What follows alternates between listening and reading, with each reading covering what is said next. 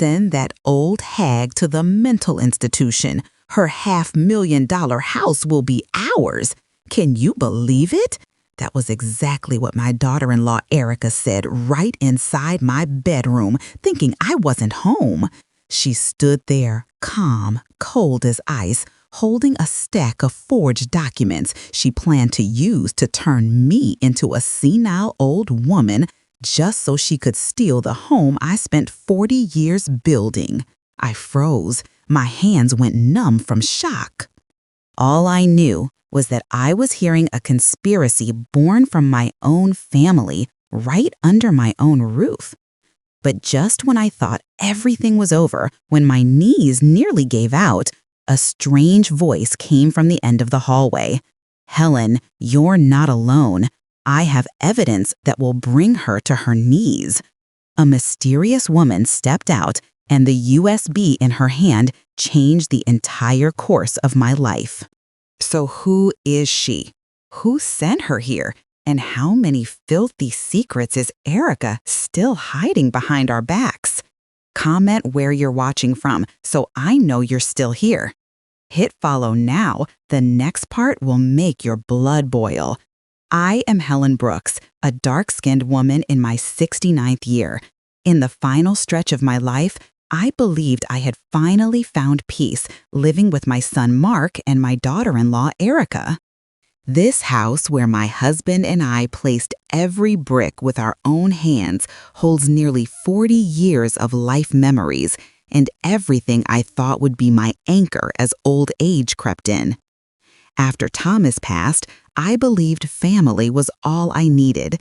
I believed Mark would protect me the way I had protected him his entire life. I believed Erica would love me like a mother-in-law should be loved, something I always longed for.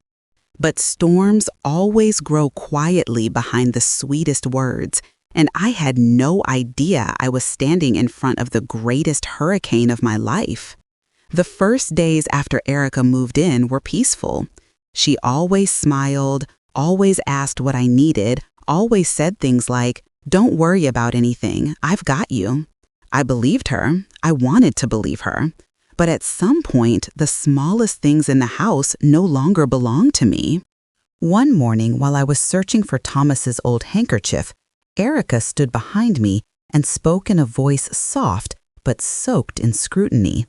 "Let me reorganize your drawers, Mom. You always make such a mess." I stood still. Just one sentence, yet something tightened inside my chest. I knew very well when someone genuinely wants to help and when someone is evaluating you. Erica wasn't helping me. She was clearing away my authority from my own home. Her hands touched each object like someone cataloging assets, not a daughter-in-law caring for her husband's mother. From that day, the atmosphere in the house changed. Every time I opened a cabinet, my belongings had been rearranged, not in the way I had kept them for decades. Whenever I walked into the kitchen, something had been moved or taken away. I tried telling Mark, but he just laughed. "Erica's only trying to help you, Mom." I swallowed it all. I didn't want to be the old mother who always suspects her daughter-in-law. But day by day, the sense that something was terribly wrong kept growing. Then came that fateful afternoon. I stepped out of my small study to get some tax papers, and as I walked past the living room, I heard the faint click of a camera. I turned my head. Erica was standing by the table where I kept my property documents. She flinched when she saw me. Only a second, but in that second, her eyes sharp and calculating chilled me to the bone. I asked Erica, "What are you doing with my house papers?" She didn't flinch. She slipped her phone into her pocket and walked toward me, completely composed. "Don't be paranoid, Mom. I was just cleaning up your pile of junk." Pile of junk? My house? My family's asset? The place where I raised my son, where my husband drew his final breath? That sentence felt like a cold blade pressing against my throat. I wanted to believe I was overreacting, but Erica's eyes were no longer the eyes of someone close. They were cold, deep, and held something like possession growing inside them. When she walked away, I stayed frozen for a long time. Even breathing felt difficult. I didn't know that the photo she took wasn't just carelessness, and I didn't know whom she had sent those images to. I still remember the morning when everything began slipping out of my hands. The faint sunlight came through the kitchen window. The smell of the coffee Mark had brewed lingered in the air. I was about to reheat the pot of soup from the day before, but the moment I placed my hand on the knob, Erica's shout burst behind me, loud enough to make my heart jolt. She rushed forward, slapped my hand away, pointed at the stove that was already on, and said, "You almost killed us. Do you know that?" I stepped back, my chest pounding, as if someone were squeezing it tight. I hadn't touched the stove that morning. The only words I could force out were strangled between my breath. I didn't touch the stove. But Erica didn't look at me. She looked at Mark as if I had just caused a disaster, her eyes full of judgment. The kitchen turned cold in that moment, as if the blame belonged to me and no one questioned her. From that day, inside my own house, everything began to shift little by little. One evening, I placed Thomas's wedding ring on my bedside table, and the next morning it disappeared. I nearly lost my mind searching for it, opening every drawer, every small box, my hands trembling with fear. When I asked Erica, she smirked, walked into the kitchen, opened the cabinet under the sink, then picked the ring up as if it were some object tossed around carelessly. She said, "You put it here and don't even remember." I stood there watching her hold my ring, the piece of memory I cherished like a part of Thomas himself. Her words cut deeper than the cold winter outside. Sometimes a single sentence can push someone off the edge of certainty. I opened my mouth to explain, but my lips stiffened. Something in Erica's eyes made me feel small inside the home I built with my own hands. From that day on, I drowned in doubts about myself. I placed my medicine in the bathroom cabinet, and by the afternoon, it would be in the kitchen.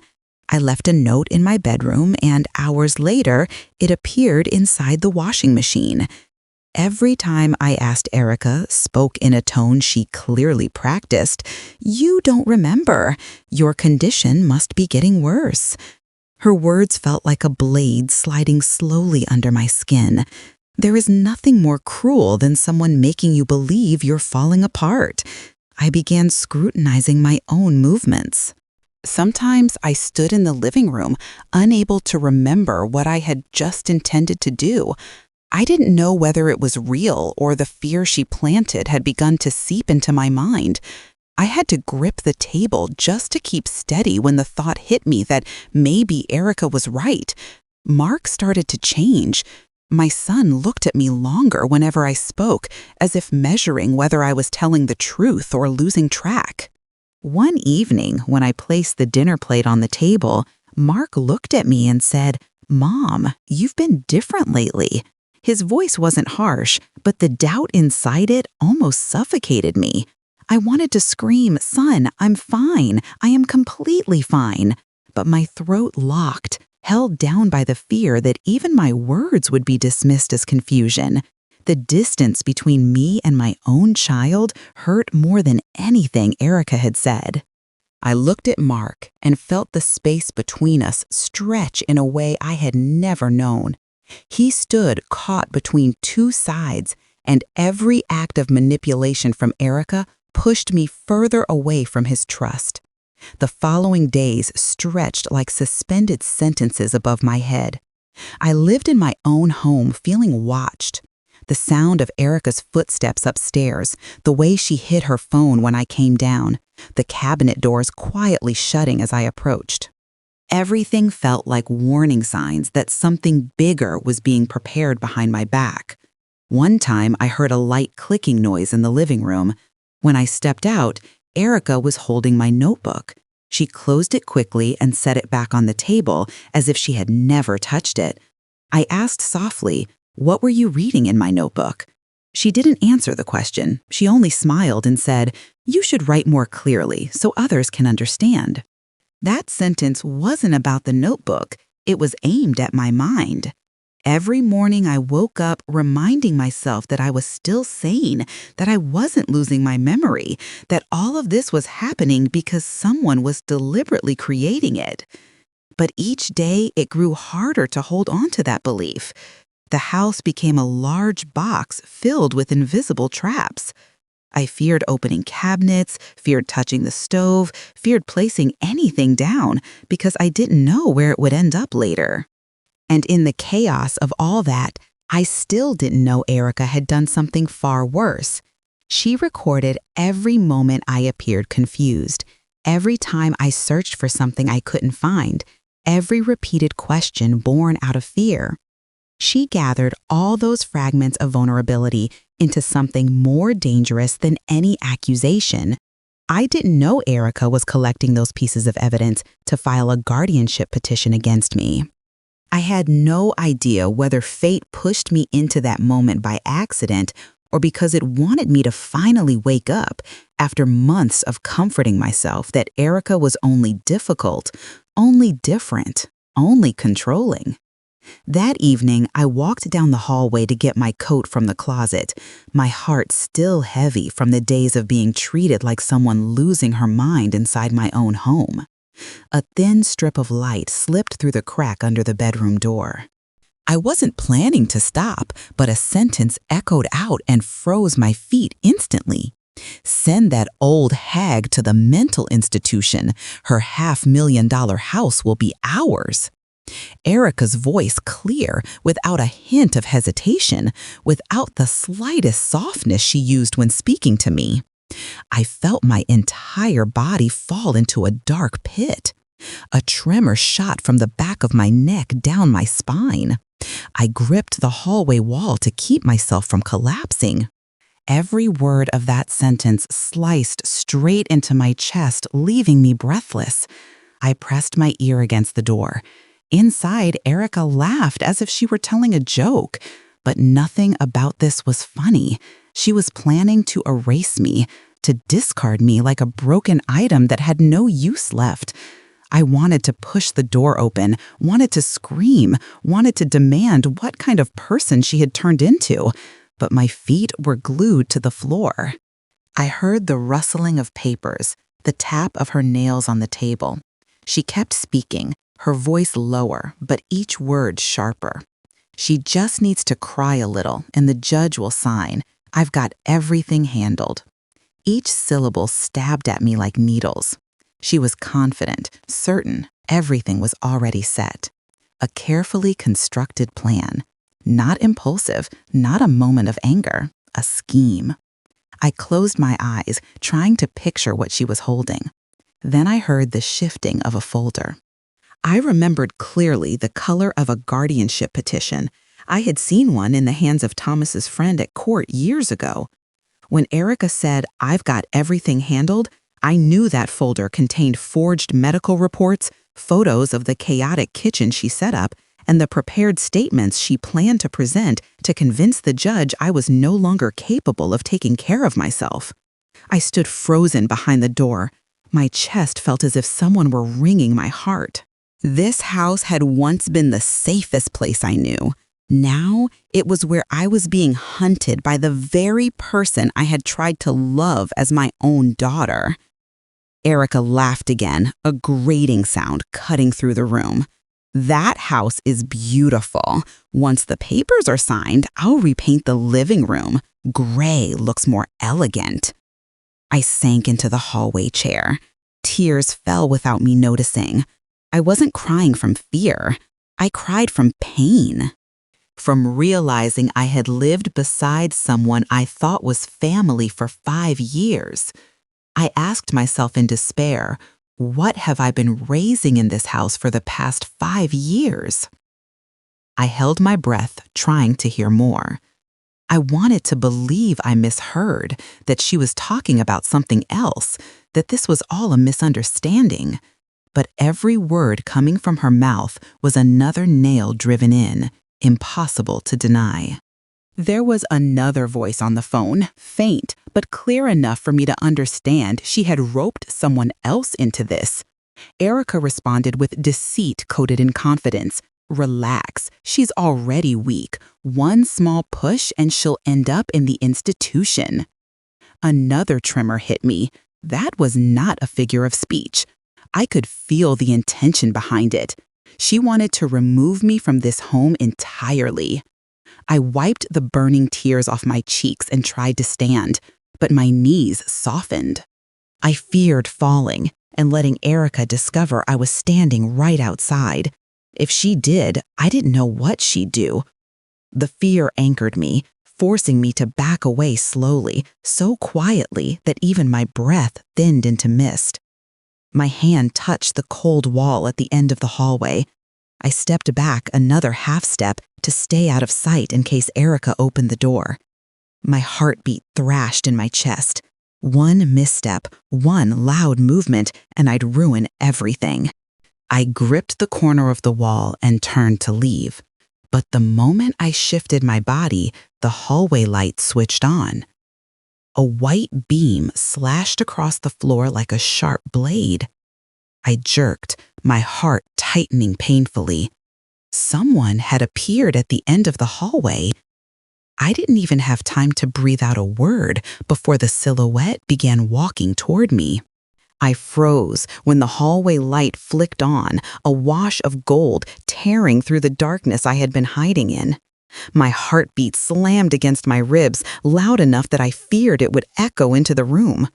I tried to slip farther into the corner, praying Erica wouldn't notice anything. Her voice still spilled out from the bedroom, casually plotting to throw me into a mental institution. I was falling apart when another voice rose behind me, low and pulled like a blade touching the back of my neck. "Helen, don't move. You're being set up." I jerked back, turning sharply. A woman stood at the far end of the hallway, the light above casting half her face into shadow, making her look both frightening and unreadable. I had never seen her before, yet her eyes held me still, sharp, alert, and knowing, far more about my life than I did. She walked toward me, slow, deliberate, as if she had been watching this unfold from the beginning. I stepped back out of instinct, my hands trembling. "Who are you?" I whispered, my voice ragged. She tilted her head slightly. "My name is Grace Palmer." Grace. The sound of it carried a chill. "You don't know me," she continued, "but I know Erica." She stopped directly in front of me, her gaze holding an ache deeper than anger. "And you're her next target." A cold wave sank down my spine. I glanced around, terrified. Erica might step out and catch us. Grace read my thoughts instantly, murmuring, "Don't worry, she can't hear us. She's busy playing the perfect wife inside." My mind was spinning. "You said you know Erica?" How Grace cast a brief look at the bedroom door, then pulled a small black USB from her jacket pocket. "I investigate elder abuse," she said, her voice slicing through the air. "And Erica has been on my radar for a long time." My throat tightened. "She did this to other people?" Grace nodded. "More than one. She knows the system knows how to stage scenes, how to make an elderly person look incompetent, all to seize their assets." She lifted the USB closer to me. "I recorded her entire conversation tonight." I stared at the device like it was a key that could unlock the prison I'd been shoved into these past weeks. I inhaled deeply, trying to steady myself. "Why are you helping me?" Grace held my gaze for longer than one breath. There was a sorrow there that belonged to someone else. "Because I know what this feels like," she said slowly, as if each word carried a wound. "My mother died because of her daughter-in-law." A knot tightened in my chest. It wasn't the terror in her confession, it was the grief behind it. Grace looked away briefly, then back at me. "You're not the first person to be manipulated into thinking you're failing." A sharp sting spread through my heart. I remembered the stove, the switched medications, the missing wedding ring, every calculated word Erica flung at me. Condition getting worse, Mom? Did you forget again? I had spent weeks wondering if I truly was slipping. They make you doubt yourself, Grace said. Once you believe you're weak, they move in. And by the time you realize it, the power in your own home is no longer yours. I braced myself against the wall, trying to keep my knees steady. A flood of questions crowded my mind. How did Grace know my house? Why did she appear now? Who sent her? But my throat was tight and dry. Grace leaned closer, her voice barely above a whisper. I've tracked Erica for a while. I knew she'd strike soon. I just didn't know she'd move this fast. Her words fell over me like stones.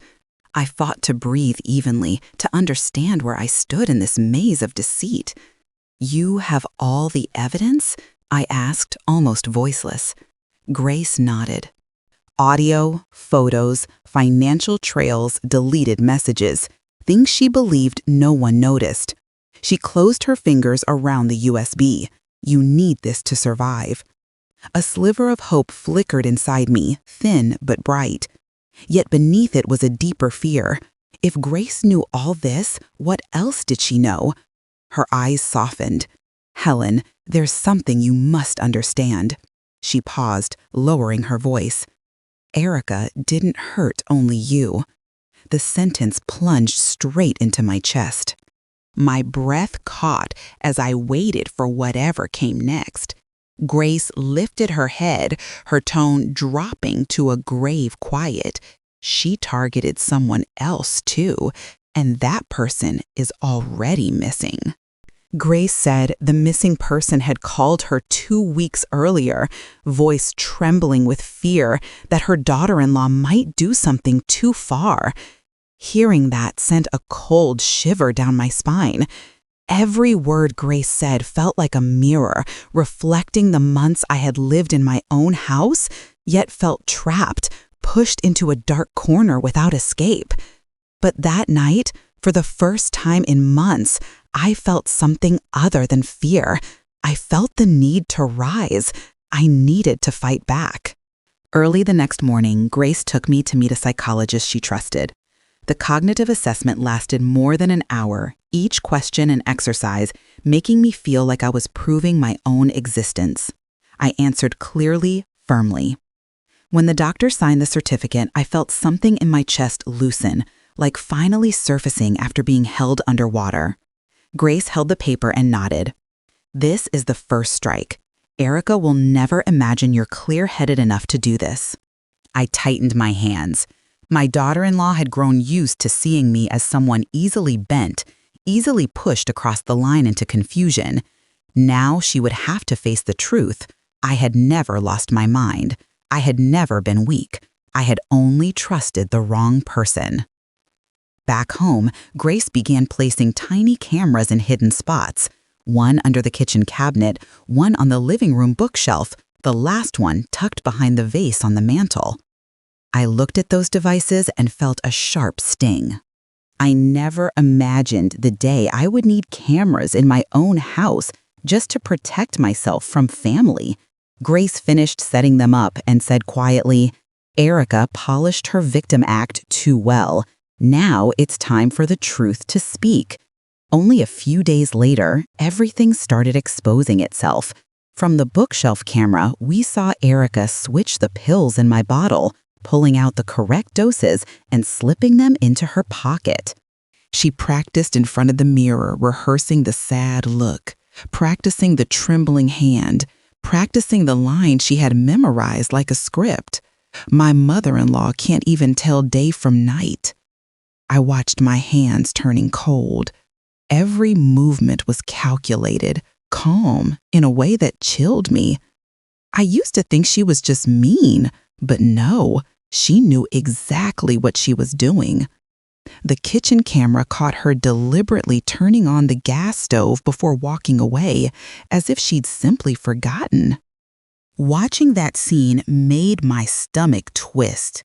The days I had blamed myself, wondering if I had been careless, came back with a burn. The camera behind the vase recorded her digging through my purse and hiding my car keys inside her drawer. I remembered the morning I had torn through the house searching for them while whispering questions to myself. Am I really losing my mind? Seeing the truth now brought tears to my eyes, hot and furious. Everything you suspected, Grace said while replaying the footage, was real, but she made you believe you imagined it.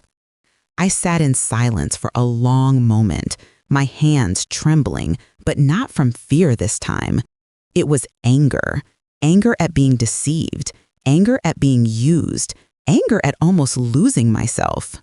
I had lived too long in the narrative Erica created for me. Now she would face the consequences. More evidence kept coming. Messages Erica sent to a strange number discussing preparing paperwork, building evidence of elderly confusion, and Thanksgiving is the perfect time to present it to the relatives. Every line revealed her cold, methodical calculations. When we finished reviewing everything, Grace looked at me and said, "Thanksgiving will be the day she falls." I pressed my lips together. "Are you sure?" Grace placed her hand over the USB, her voice deepening. "Helen, no one escapes the truth." I believed her, maybe because I had no one else to believe in. Maybe because she was the first person to look me in the eye and tell me I wasn't insane, wasn't frail. I had simply been betrayed. In the days that followed, we prepared. Grace organized the footage, made copies, sent one set to a lawyer she trusted. I practiced what I would say when the moment came, practiced staying calm, practiced speaking in the presence of truth. For the first time in years, I saw myself not as a victim, but as a survivor. Yet beneath the determination, an emptiness lingered. A part of me still wondered, why did Erica choose this path? Why did she need to destroy me? I found no answer, and the not knowing hurt as deeply as the betrayal itself. The night before Thanksgiving, I sat alone in my room, listening to Erica laugh in the kitchen, her voice smooth, cheerful, as if she had never done anything cruel. The sound of her knife hitting the cutting board felt like teeth grinding together. Everything seemed normal, but I knew it was only the calm before a storm. I looked up when Grace texted, "Are you ready?" I tightened my grip on the phone, ready to confront, ready to expose, ready to reclaim my life. But when I stepped out of my room and reached the staircase, an unfamiliar sound rose from downstairs, making me stop mid-step. A dragging noise, heavy, slow. Not Erica, not Mark. And that was what made me freeze on the stairs. That Thanksgiving afternoon, the smell of roasted turkey filled the house and tightened something in my throat. Beneath that warm, familiar scent, I sensed something cold lying in wait for me in the dining room. The dragging sound I heard last night had vanished, as if it had never existed, but uneasiness still burned in my chest. I stepped down each stair slowly, my legs trembling slightly, knowing Erica was ready to stage the biggest performance of her life in front of Mark's entire family. When I entered the dining room, Erica was already there, her shoulders trembling like someone who had suffered a sleepless night. Her eyes were red, her fingers laced tightly together as if she were holding herself together. I looked at her and couldn't believe there was once a time I cared for her. The moment she saw me, she broke down crying, an angel wounded beyond repair. "I don't want to say this, Mom," Erica choked out, "but you can't control your life anymore." The whole room fell silent. Mark looked at his wife, then at me, torn between worry and confusion. I almost laughed at Erica's audacity, but the truth was clearer than ever. She had prepared too well. She hadn't just staged scenes. She had rehearsed every emotion, every word, every trembling gesture to turn me into the villain before everyone's eyes. She cried harder, her voice cracking, her shoulders shaking more dramatically. I saw Mom mix up her medication. I saw Mom leave the stove on. I'm scared. I'm scared she'll hurt herself or worse.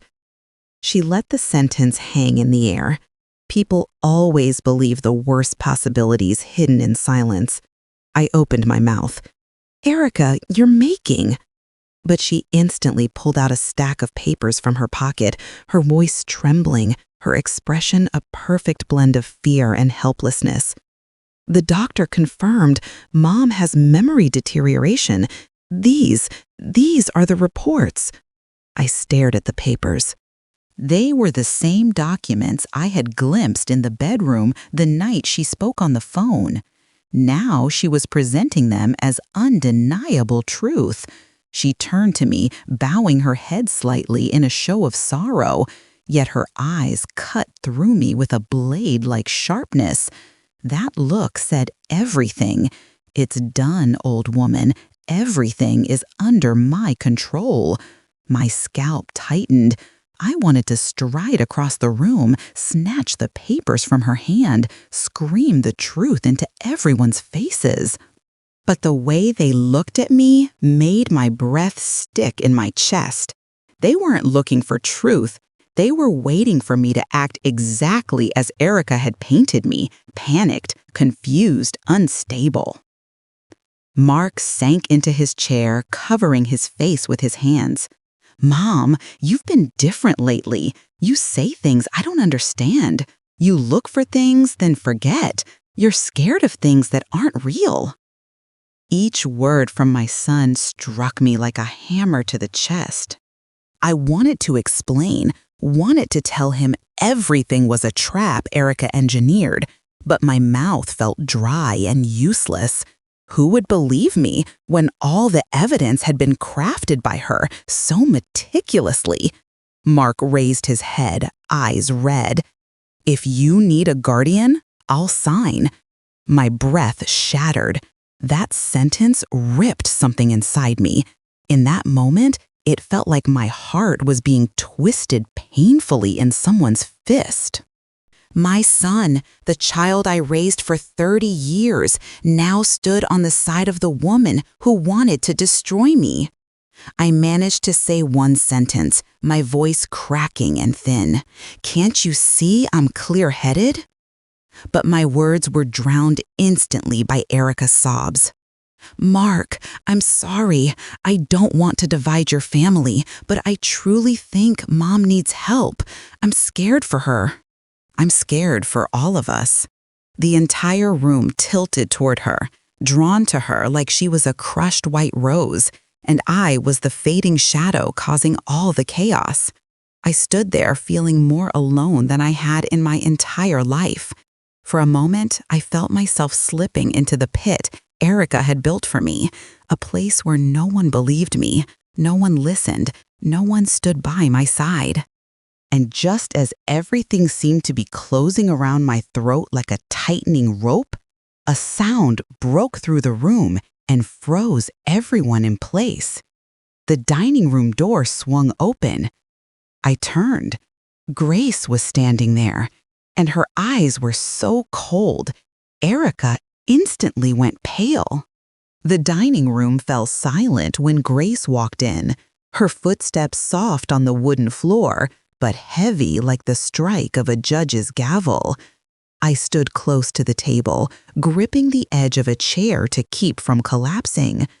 Mark's family stared at Grace in bewilderment, while Erica turned pale instantly, her fake tears evaporating into thin air. The air thickened, filled with the sound of my shaky breathing and the faint grinding of Erica's teeth. Grace didn't come to comfort me. She didn't come to intimidate Erica. She came to end everything.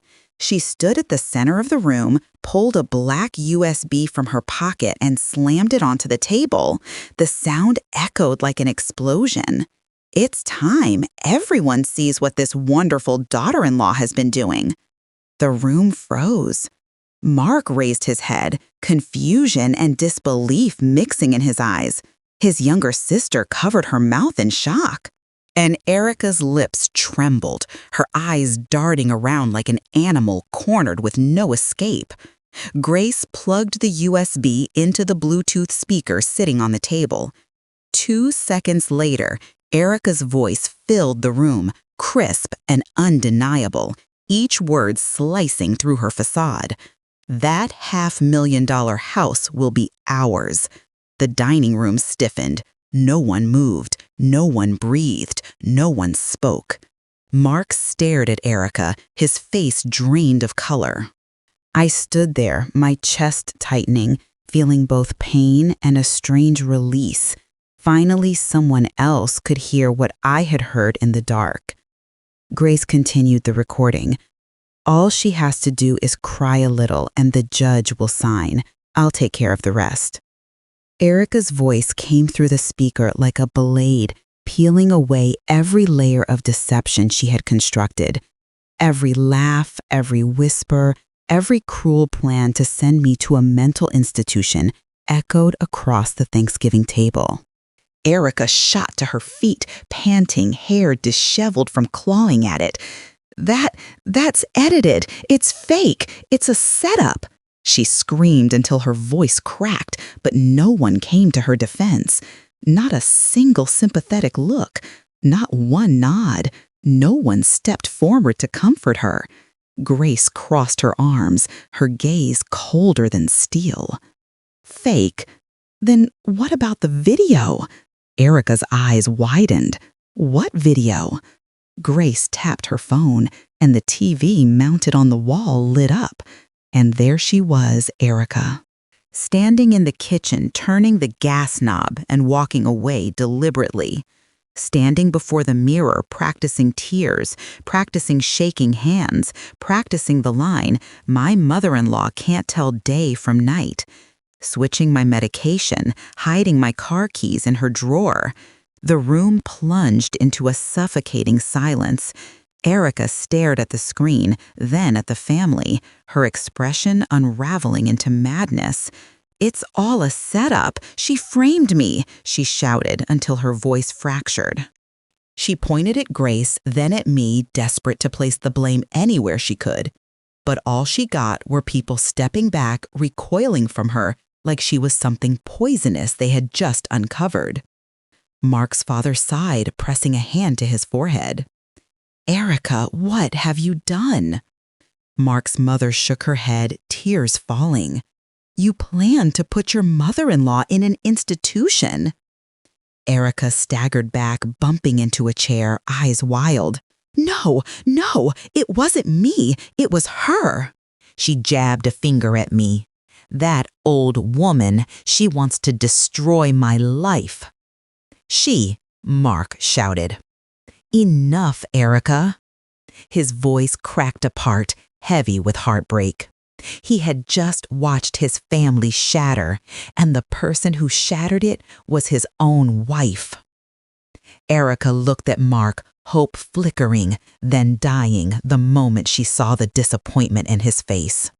"You believe me?" she whispered, trembling. "Right? You have to believe me."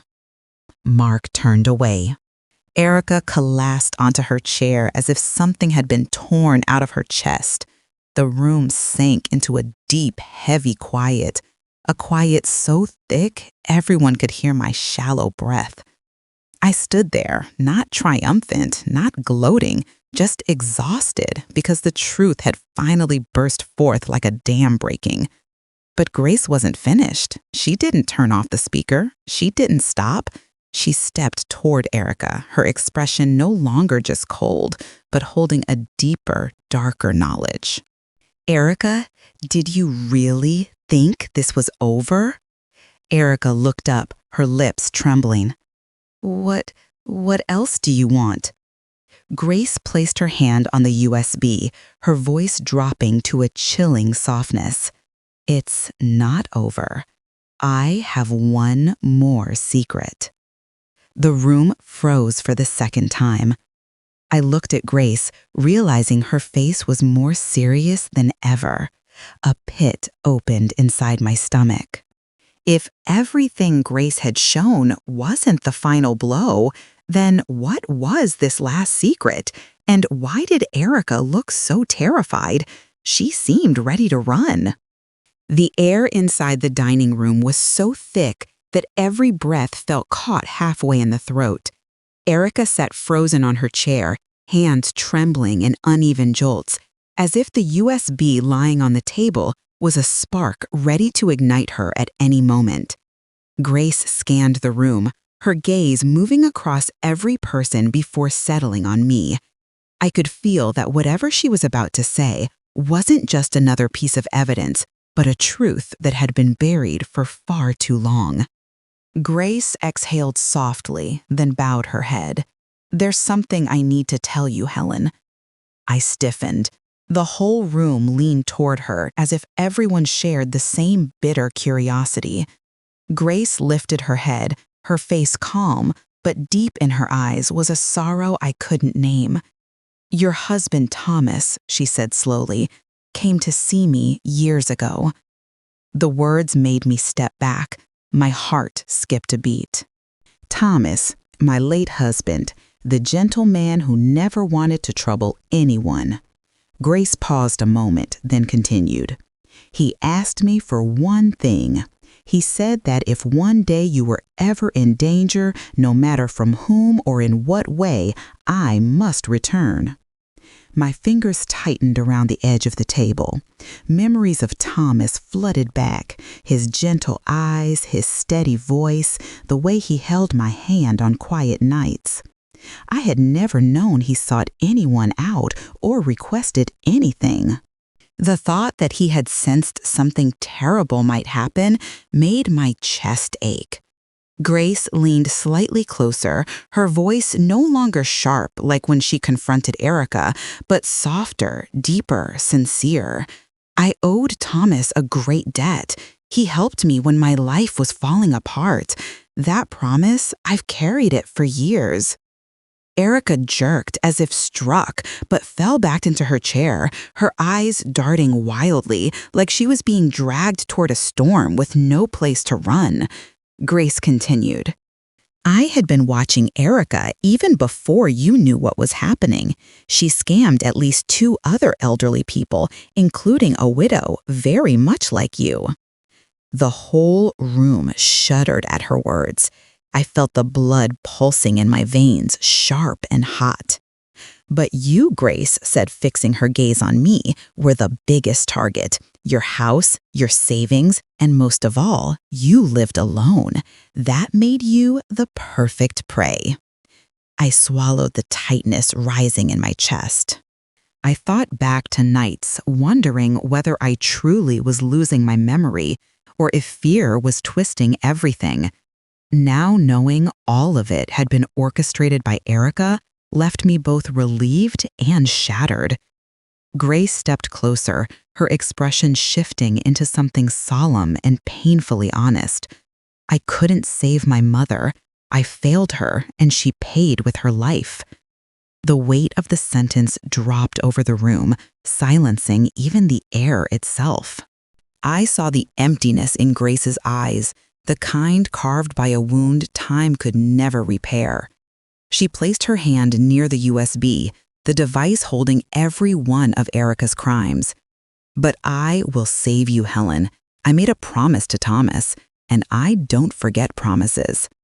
Tears pricked my eyes, not because I was weak, but because after months of being cornered, someone was finally standing in front of me like a shield. Someone who had no obligation, no gain to expect, yet she came back because of a vow made to a man no longer alive. Mark pressed his hands to his head as if everything was unraveling faster than he could process. He looked at his wife with devastated eyes. "Erica, what have you done?" Erica stiffened, her neck twitched, eyes swirling with panic. "She's lying. She made up Thomas." Grace, stepped toward her, voice low but unshakably firm. "I met Thomas 3 years before he passed. He told me everything about you, Helen, how you take your tea in the morning, how you sit on the porch to read, how independent you are, and how afraid he was that one day someone would take advantage of that independence. My hand flew to my mouth. The depth of Thomas's care, even before he left this world, made my heart clench so hard it hurt.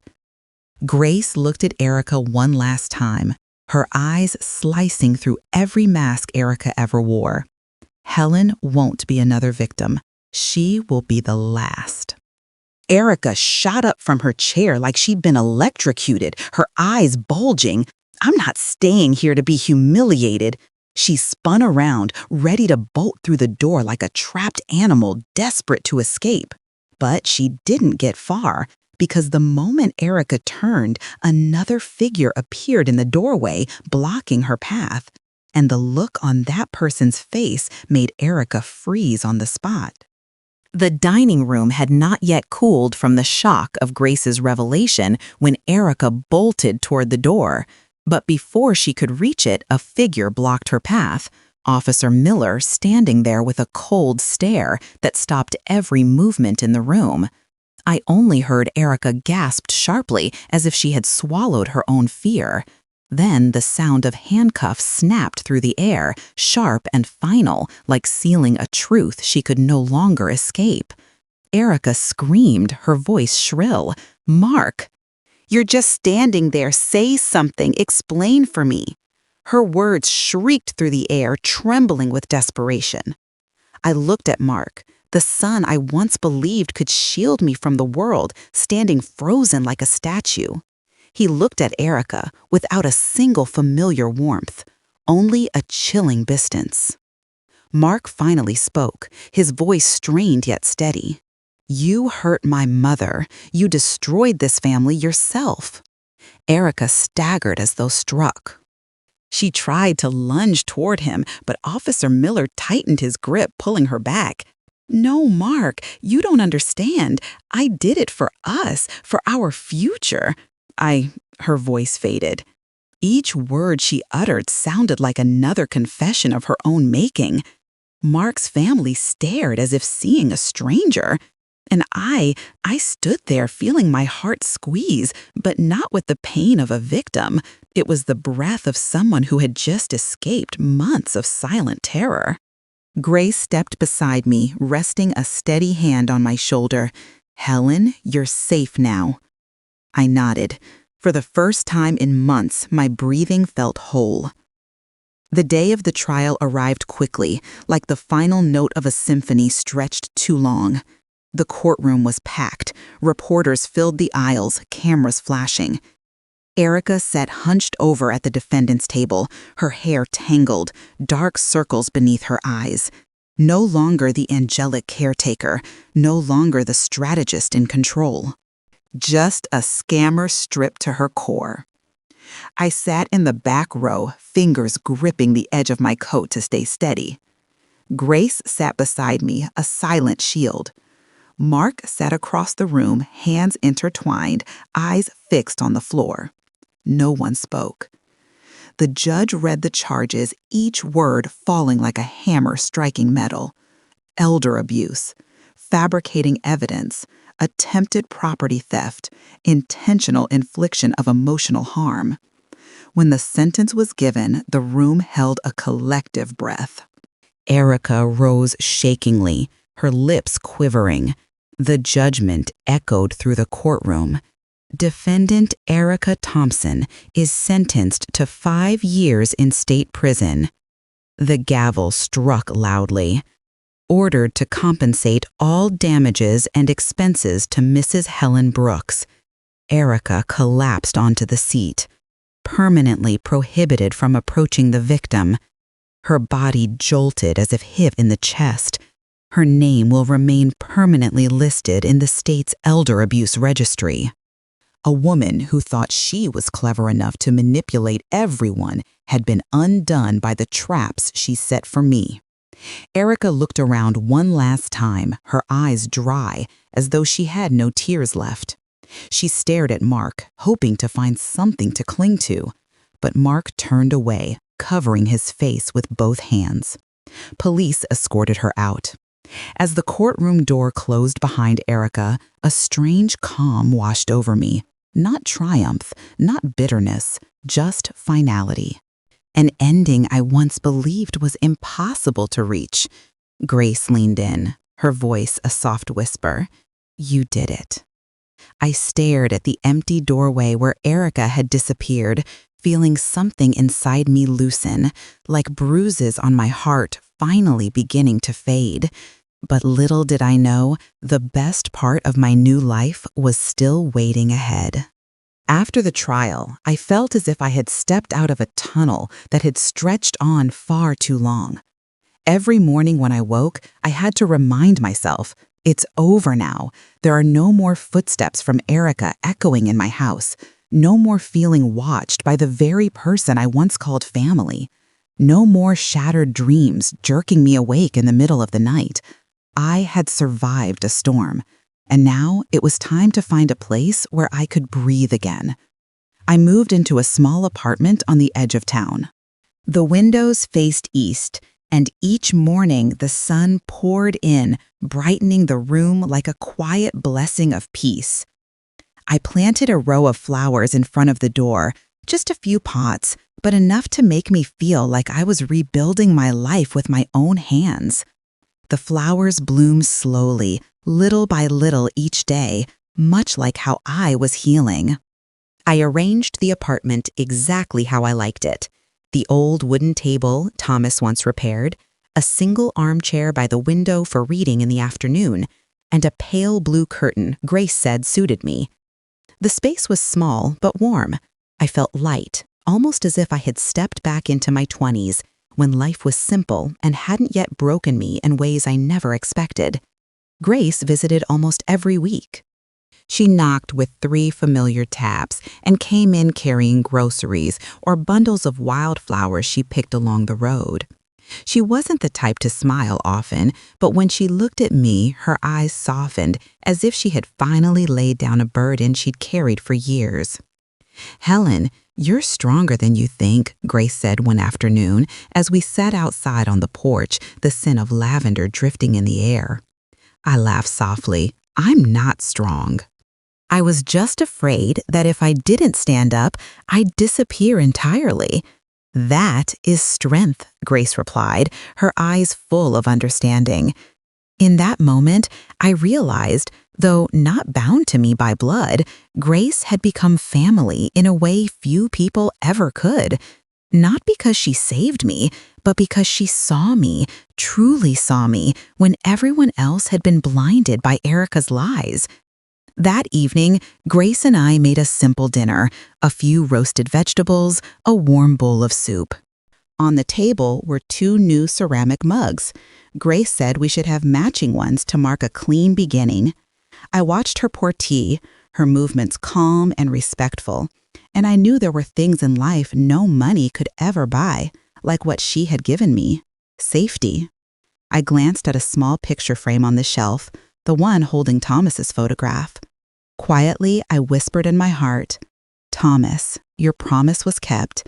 Thank you for protecting me in your own way." The sky that night was clear. I stayed on the porch for a long while, listening to insects humming and cars passing in the distance, realizing I no longer flinched at unfamiliar sounds like I once did. This small apartment felt like my heart, quieter, clearer, more at peace. One morning while I was watering the flowers, Grace stood by the door watching me. She smiled, rare but genuine. "Helen, you're happy now." I looked at the flowers I had planted with the same hands that once trembled with fear, and I nodded. Yes. And I know why. Because in the end, I stood up for myself. That sentence wasn't just for Grace. It was for me, for the woman who had been pushed to the edge, but still found her way back. I no longer saw myself as a victim. I was a survivor, someone who moved forward, someone who deserved peace. That evening we sat together, sipping tea and watching the sunset fade behind the trees. The sky turned shades of orange and gold, like a painted celebration of my quiet, safe day. Grace didn't speak much, but her presence felt like a fortress, assuring me I would never again be pushed into the dark. I ended my story with a simple truth that warmed my chest. The wicked paid their price. The good found peace. And most importantly, I stood up to protect myself. I knew my life from here on wouldn't be perfect, but it was mine, and it glowed like the first sunrise after a long storm.